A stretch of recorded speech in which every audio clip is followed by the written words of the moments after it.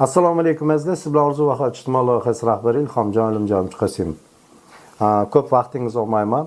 Aynan o'sha o'tgan safar biz radarlar to'g'risida gapirgan gaplarimiz, ular qonuniymi yoki noqonuniymi to'g'risida so'rovnomamizga bizga munosabat bildirishdi. Namangan shahar hokimligidan munosabat bildirib turib, u aynan xulosalar olinmaganligi hamda ko'pi o'sha biz aytib o'tgan nizomga oid qarorlar mukammallashtirilmaganligini hamda ko'plab tizimdagi noqonuniy ishlayotgan, ayniqsa o'sha talablar me'yorida bajarilmagan va o'rnatilgan noqonuniy radarlarni tizimidan o'chirish to'g'risida xat chiqarishibdi. Bundan biz juda xursand bo'ldik, lekin buni salbiy tomonlari ham bor. Ya'ni o'sha o'chirilmaganligini ortidan yana ko'plab jarimalarga tortilmoqda. Sudlarga murojaat qilinadi, boshqa qilinadi, lekin uni hamma ham uni vaqti yo'q unga. Shuning uchun biz yana o'sha o'zimiz aytib o'tganimizdagi oldingi videolavhamizda aytib o'tgandagi kurashni davom ettiramiz, to'xtamaymiz. Ushbu lavhada ko'rib turganingiz hozirgi mana shu radarlar Namangan shahrida o'rnatilgan va ular aynan o'sha yoritish tizimlariga o'rnatilgan. Endi mana biz o'tgan safar o'sha 232-sonli qarorga to'xtalgan edik. U 2021-yil 21-apreldagi 232-sonli qaror edi. O'shanga to'xtalib turib, o'sha bo'yicha tushgan jarimani 50% tadbirkorga o'tishi, qolgani yana sekin-sekin maydalanib har xil tizimlarga bo'linishini biz gapirib o'tgandik. Endi yana bitta holat borki, biz aynan bundan oldingi hozir aytaman.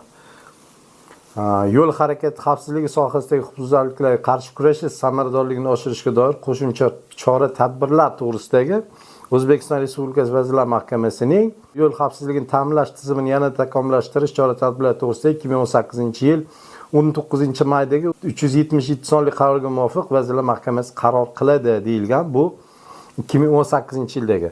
Shu qarorda misol uchun buni ham bir o'rganib chiqishingiz mumkin. Govuzda joylashtirilgan. O'zbekiston Respublikasi Ichki ishlar vazirligi, Favqulodda vaziyatlar vazirligi hamda Milliy gvardiyaning xizmat avtotransport vositalariga o'rnatilgan video registrator orqali qayd etilgan huquqbuzarliklar bundan mustasno deyilyapti. Shu qaror bilan ham to'liq tanishib chiqishingizni tavsiya qilamiz. Endi yana bir holat borki, o'sha video registratorlarning to'g'ri, o'sha fotoradarlar deymiz, o'sha radarlar yo'l harakati xavfsizligi sohasidagi huquqbuzarliklarga qarshi kurashish samaradorligini oshirishga doir qo'shimcha chora-tadbirlar to'g'risidagi aynan o'sha O'zbekiston Respublikasi Vazirlar Mahkamasining 2018-yil 20-sentyabrdagi 747-sonli qarorini ro'kach qilib, avtotransport vositalari tomonidan bosilgan polosalar uchun jarimalar qo'llab kelinyapti. Buni ko'pchilik ko'ryapti. Aslida esa ushbu qaror bilan tasdiqlangan nizomda jismoniy va yuridik shaxslarning avtotransport vositalariga o'rnatilgan video registratorlar, shuningdek video kuzatuv va tasvirga olish texnika vositalari hamda mobil qurilmalar orqali qayd etilgan huquqbuzarlar holatlar to'g'risidagi videoyozuvlarni qabul qilish, ko'rib chiqish hamda ularni taqdim etgan shaxslarni rag'batlantirish tartibi aniq belgilab berilgan shu 747-sonli qarorda. Unda nizomga ko'ra 5 bosqichdan iborat harakatlar amalga oshirilishi, ungacha ham yuridik yoki jismoniy shaxslar videoyozuvlarini sifatli tayyorlab o'sha belgilangan tartibda Jarima.uz veb-saytiga joylashtirishda ham qaror talablarining darajasida yuklashi belgilangan. O'zini barcha ma'lumotlarni kiritishi, tushgan jarimadan foiz puli olish maqsadida plastik kartasini berishi, yuridik shaxs bo'lsa hisob raqamini berishi va hokazolarni berish shart deb ko'rsatib qo'yilgan. U o'zini danniysini, o'zi to'g'risidagi ma'lumotni berish kerak. Endi bir narsani qarangki, chorrahalarda o'rnatilgan o'sha 360 gradusli kameralar xavfsiz shahar dasturi doirasida davlat byudjeti yoki vazirlikning maxsus jamg'armalaridagi mablag'lar hisobida o'rnatilganda, qanday qilib ushbu 360 gradusda ishlaydigan qurilmalardan ham avtotransport vositalari tomonidan polosalarni bosib qo'yganligi uchun jarima qo'llash sifatida foydalanib kelinyapganiga men juda hayron qolyapman. Bu aynan o'sha 747 ga o'ziga zid bo'lyapti, 232-sonli qarorga ham zid bo'lyapti. 360 gradusli endi polosani ham olib, unga ham fuqarolarga jarima kelyapti. Azizlar, biz shu ishga qattiq bel bog'laganmiz, lekin sizlar ham o'z huquqlaringizni oshirgan holda o'zingiz uchun kurashing. Zero hammadan ham vazirliklarga, idoralarga, sud organlariga murojaat etish huquqi bor. to'g'ri, vaqtingiz sarflanar, jarima to'lash sizga qulayroqdir. Lekin qachongacha qiynalib topgan pulingizni birovlarga berib yashaysiz? Bu agitatsiya qilish emas.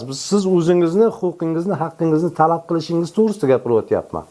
Agar siz, biz bugun kelajak avlod uchun kurashmasak, farzandlarimiz bundan-da battar, bundan-da qo'rqoq mafkura atrofida yashab qolishga majbur bo'lib qolmaydimi? Bu bilan nima demoqchiman? Biz noqonuniy yoki qonuniy ekanligini bilib turib keyin jarima to'lashimiz kerak. Kelsa 10 kun, 15 kun ichida to'lasang, 50% chegirma deb turib, yengil ekan-ku deb to'lab qo'yaversak, aslida u qonuniymi yoki noqonuniymi? Shunga e'tibor berishimiz kerak deb hisoblayman. Mana shu videolarimiz sizlarga ma'qul kelsa, misol uchun o'zingizning munosabatingizni bildirishingizni so'rab qolamiz. Bizni bu boshlagan ishimizda hech qanaqa shaxsiy manfaat yo'q.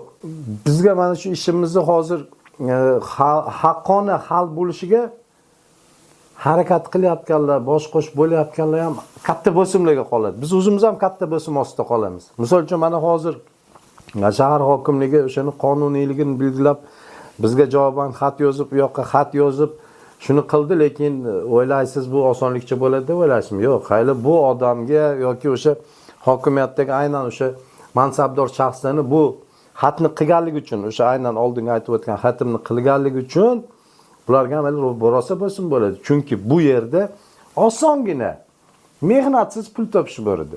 Kuniga milliardlab pul topayotganlar bor edi. Milliard deganimiz sababi o'sha bitta tizim bo'lsa, bitta tashkilot bo'lsa, yuzlab kameralarni o'rnab tashlagan, undan 50% daromadi bor. Yana bir narsani aytib o'taman. Aynan davlat byudjetidan o'rnatilgan kameralarga nima uchun tadbirkorga u pul ketyapti yoki unga jarima qo'llanilyapti? Bu aslida xavfsiz bo'lish kerak, u tat tizimidan alohida uzilish kerak. Buni o'sha hokimiyatning xatida ham ichki ishlarga, aynan yo'l harakati xavfsizligi boshqarmasiga bergan xatida ham javob yo'q unga. Bizga ham hech kim munosabat bergan yo'q. Lekin bu ishni biz shunday tashlab qo'ymaymiz. Mana shu holatlar bo'yicha o'sha haydovchi bo'ladimi yoki haydovchining yaqinlarimi? Biz juda katta harakatni boshlaganmiz, bizni qo'llab-quvvatlashingizni so'rab qolamiz. Aynan hamma narsani qonuniy bo'lish tarafdorimiz. Bizdan olinayotgan pullarni ham qonuniyligini ta'minlab qo'ysin. Endi noqonuniy radarlar, noqonuniy o'sha amalga oshirilgan jarimalarni ham qaytarilishini tarafdorimiz. Bunga alohida yana o'sha oldin aytib o'tganimizdek huquqshunoslarni jalb qilgan holatda barchani o'zini haq-huquqi bor. Noqonuniy deb topilgan radarlardagi to'langan mablag'ni qaytarib olish kerak. Biz o'zimizni mablag'imiz o'zimizga qilishimiz kerak. Siz bilan Orzu va hayot ijtimoiy loyihasi rahbari Ilhomjon Jamchiqosimov bo'ldi. Salomat bo'ling azizlar. Rahmat sizga.